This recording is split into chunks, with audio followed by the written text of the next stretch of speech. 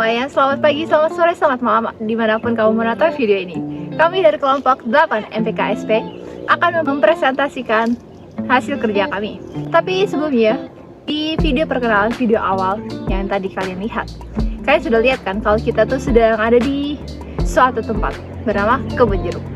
Sebenarnya apa sih hubungannya kebun jeruk dengan materi kita kali ini? Oke, jadi seperti yang kamu lihat di sini, ini banyak banget jeruk-jeruk yang warnanya oranye. Kalau kita kelola dengan baik, dia pasti bisa membuahkan hasil yang baik. Seperti ini misalnya. Nah, ini sudah bisa langsung makan kan? Nah, hubungannya dengan manajemen sumber daya manusia apa? Kalau sumber daya manusia bisa kita kelola dengan baik, kita manajemen dengan baik, maka dia akan menghasilkan kinerja yang baik. Dia akan menghasilkan kualitas sumber daya manusia yang baik. Sehingga ini diperlukan sekali untuk di sektor publik karena pemerintah Indonesia perlu untuk meningkatkan kualitas sumber daya manusianya. Dan sebelum kita mulai membahas masalah tentang sumber daya manusia di Indonesia ini, kalian harus menonton video berikut. Bang, kenapa SDM kita rendah? Menarik nih, SDM itu singkatan dari sumber daya manusia, artinya kualitas dari manusianya. Emang berapa banyak orang di Indonesia yang SDM-nya rendah? Terus tanya sama BKKBN, dari 274 juta manusia di Indonesia, ternyata ada 30% penduduk yang SDM-nya di bawah rata-rata. Berarti ada sekitar 82,2 juta orang yang sering bikin kita istighfar karena kelakuannya kocak. Contohnya kayak mesen barang COD tapi malah ngomel ke kurirnya, nontonin nenek-nenek mandi lumpur, bikin rumah dempet sama depo Pertamina, dan masih banyak lagi. Ini semua terjadi karena kurang meratanya pendidikan yang layak, kurangnya perhatian terhadap makanan bergizi, faktor ekonomi, dan kurangnya perhatian pemerintah dalam pembangunan SDM. Jadi bukan cuma salah orangnya, bukan cuma salah pemerintahnya juga. Kalau mau diperbaiki, harus usaha bareng-bareng. Kalau menurut kamu gimana? Kita harus ngapain biar SDM kita nggak rendah lagi? Hai semuanya, perkenalkan nama saya Safa Asama Amira. Nah, seperti yang kalian saksikan tadi, ternyata SDM di Indonesia ini masih tergolong rendah ya. Lalu bagaimana sih caranya SDM di Indonesia ini tidak dipandang rendah lagi oleh pihak luar? Salah satu caranya bisa dengan memanajemen SDM dengan baik dalam suatu organisasi itu. Sebelumnya, apa kalian tahu apa itu manajemen SDM?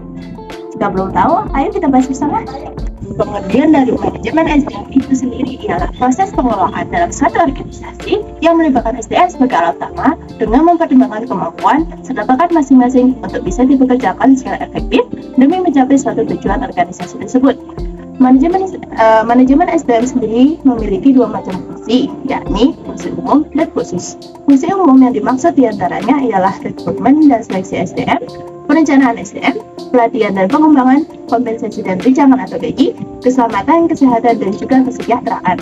Sedangkan fungsi khususnya ialah peran sebagai penasihat, koordinasi peran sebagai pembuatan kebijakan, dan juga sebagai spesialis. Apa kalian tahu? Ternyata terdapat 5 elemen utama dalam manajemen SDM ini loh. Yang pertama ialah perencanaan dan pengembangan tenaga, lalu rekrutmen dan seleksi personil, pemanfaatan dan evaluasi personil, kedisiplinan, dan terakhir ketentuan layanan. Jika tadi manajemen SDM punya fungsi, maka harus ada tujuannya juga dong. Tujuan dari manajemen SDM ini ialah untuk membangun dan memelihara struktur organisasi yang memadai dan hubungan di antara semua anggota organisasi berdasarkan divisi untuk menghasilkan pengembangan maksimum sumber daya manusia dalam organisasi dengan menawarkan kesempatan untuk kemajuan kepada karyawan melalui pelatihan dan pendidikan, serta menjamin penghormatan terhadap manusia dengan menyediakan berbagai layanan dan fasilitas kesejahteraan bagi personel.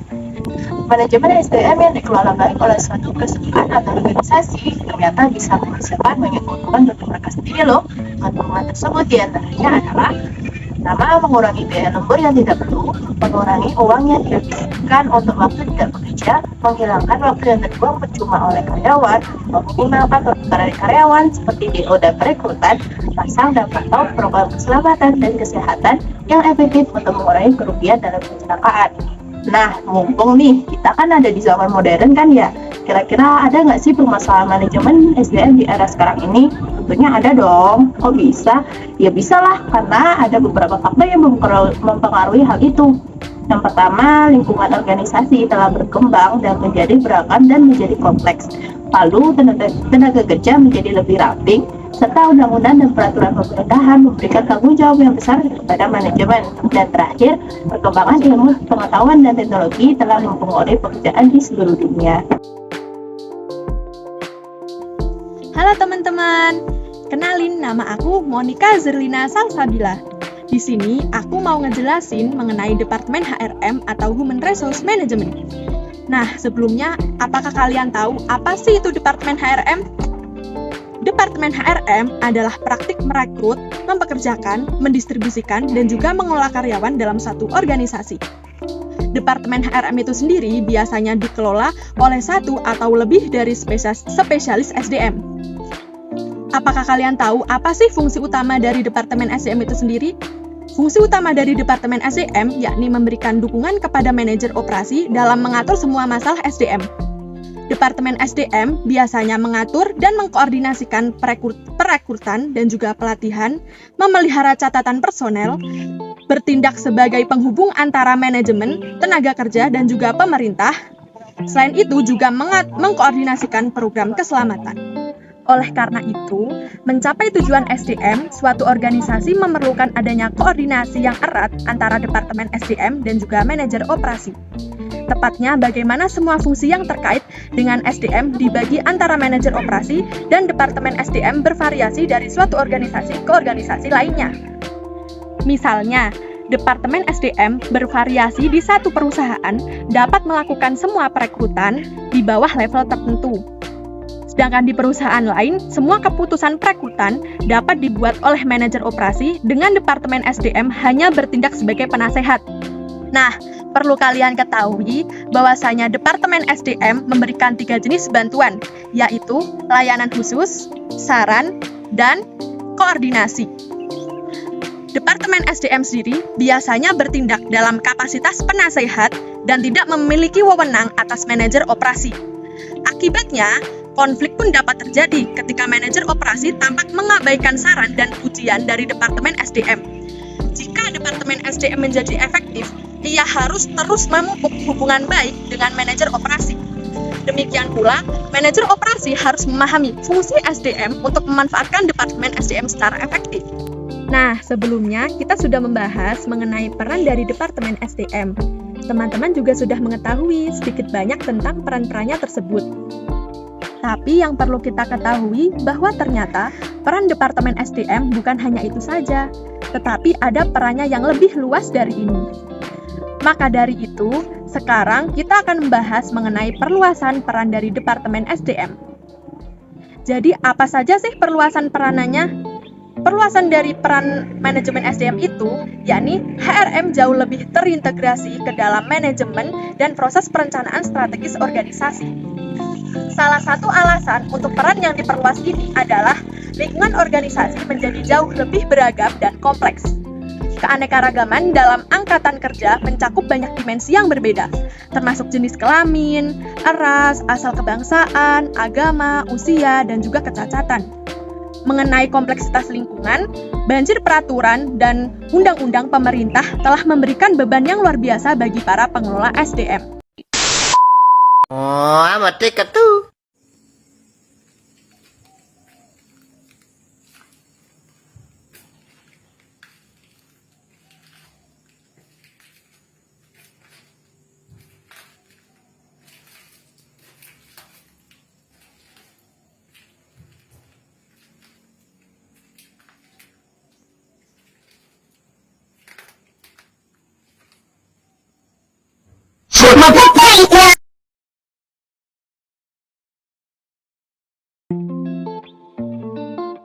Halo semuanya, perkenalkan nama saya Farliana Dewi.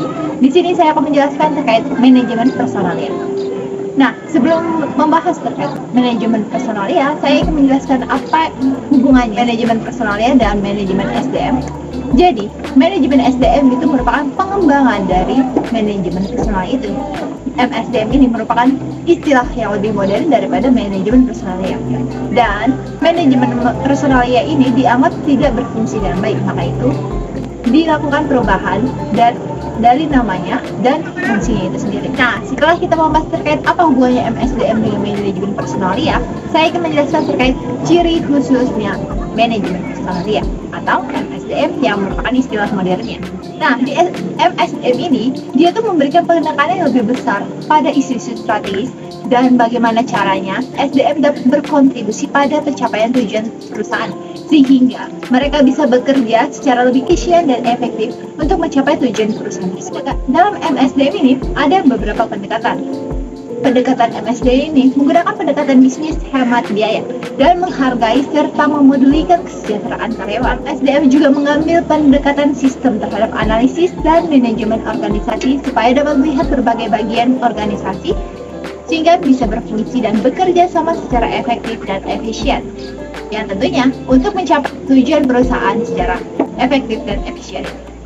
Jadi di sini tuh ada 4 faktor lingkungan dan tantangan dari MSDM supaya dia bisa bekerja dengan baik di perusahaan. Yang pertama itu ada MSDM dan manajer operasi. Jadi MSDM ini sebagai penasihat dan tidak memiliki wewenang dan atas manajer operasi. Jadi MSDM dan manajer operasi ini bertindak secara terpisah. Kemudian ada managerial skills. MSDM harus paham bisnis, mengetahui tren, dan mampu mengelola SDM dengan baik supaya saat dia mengelola SDM itu dia bisa melakukan cara-cara yang bisa lebih efektif dan efisien. Yang ketiga adalah tenaga kerja. Keberagaman tenaga dapat menciptakan faksionalisme dan adanya budaya organisasi yang baru dan membutuhkan pelatihan yang banyak karena kita harus menyesuaikan dengan apa sih latar belakang dari pekerja ini, pegawai ini, apa saja kekurangannya, kelebihannya, supaya bisa disesuaikan dengan lebih baik, supaya pelatihan tersebut bisa menghasilkan SDM yang bekerja dengan baik setelah pelatihan terakhir. Tapi bukan benar-benar yang terakhir, itu adalah komunikasi. Kemampuan komunikasi MSDM terkait programnya dan interaksinya dengan karyawan mempengaruhi kinerja organisasi. Maka dari itu, dalam menyampaikan bagaimana program kerjanya, bagaimana berinteraksi dengan para karyawannya, MSDM harus bisa berkomunikasi secara efektif dan efisien. Dia harus memiliki kemampuan komunikasi yang baik supaya apapun pesannya dalam program kerja itu, apapun penyampaiannya, apapun materi yang dia sampaikan bisa diterima dengan benar, tepat, dan bisa dipahami oleh karyawannya tersebut. Hai, di sini saya akan menjelaskan perencanaan sumber daya manusia HRP. Apa sih perencanaan sumber daya manusia HRP itu? Telah definisikan sebagai sebuah strategi untuk akuisisi, pemanfaatan, peningkatan, dan retensi sumber daya manusia di perusahaan. Untuk mendapatkan keunggulan dan kompetitif melalui sumber daya manusia, organisasi ini harus mengetahui kekuatan dan kelemahan karyawan yang ada dan kebutuhan di masa depannya. Dalam strategi ini harus menentukan bagaimana membuat perubahan dan diperlukan untuk memenuhi kebutuhan di perusahaan tersebut. Dan selanjutnya ada 3 definisi perencanaan sumber daya manusia. Untuk yang pertama, para ahli Bartol dan Martin pada tahun 1990 menyatakan bahwa proses mendefinisikan kebutuhan sumber daya manusia di masa depan ini sangat relatif terhadap rencana strategi organisasi dan menyusun langkah-langkah yang diperlakukan untuk memenuhi kebutuhan tersebut. Untuk yang kedua adalah para ahli Milkovic dan Bondrum pada tahun 1990 menyatakan proses di mana manajemen ini menentukan bagaimana organisasi harus bergerak dari kondisi sumber daya manusia saat ini ke kondisi sumber daya manusia selanjutnya. Untuk yang ketiga ada para ahli Mattis dan Jackson, yaitu pada tahun 1991, yaitu menyatakan proses menganalisis dan mengidentifikasi kebutuhan dan ketersediaan karyawannya. Nah, ini ada 4 kategori staf harus dianalisis dengan baik. Untuk yang pertama yaitu ada staf yang ada. Staf yang adanya yang dimaksud adalah keputusan utama yang mungkin diperlukan sehubung dengan staf yang ada, yaitu yang pertama penilaian kinerja, dan kedua produktivitas. Untuk yang ketiga adalah penyebaran. Untuk yang keempat adalah kesempatan yang sama. Untuk yang kelima adalah pelatihan. Untuk yang keenam adalah remunerasi. Untuk yang ketujuh adalah promosi. Untuk yang kedelapan pengembangan karir. Untuk yang ke-9 adalah pengawasan. Untuk yang kedua adalah anggota baru. Maksudnya anggota baru adalah kepegawaian adalah salah satu masalah besar di sebagian besar perusahaan. Oleh karena itu, teknik yang dipilih dengan hati-hati ini biasanya digunakan dalam periode rekrutmen dan seleksi. Dan juga keputusan yang dapat diambil mengenai rekrutmen baru ini seperti metode rekrutmen internal maupun eksternal. Untuk yang kedua adalah sumber rekrutmen. Untuk yang ketiga adalah prosedur seleksinya. Untuk yang keempat adalah kompensasi dan tunjangan. Untuk yang kelima adalah induksi. Untuk yang keenam adalah pelatihan. Untuk yang ketujuh adalah persyaratan kontrak. Untuk yang ketiga adalah staf potensial. Yang dimaksud dengan staf potensial di sini itu adalah keinginan sebagian besar perusahaan untuk mengurangi biaya atau merekrut staf dan tetap mendapatkan karyawan yang terbaik.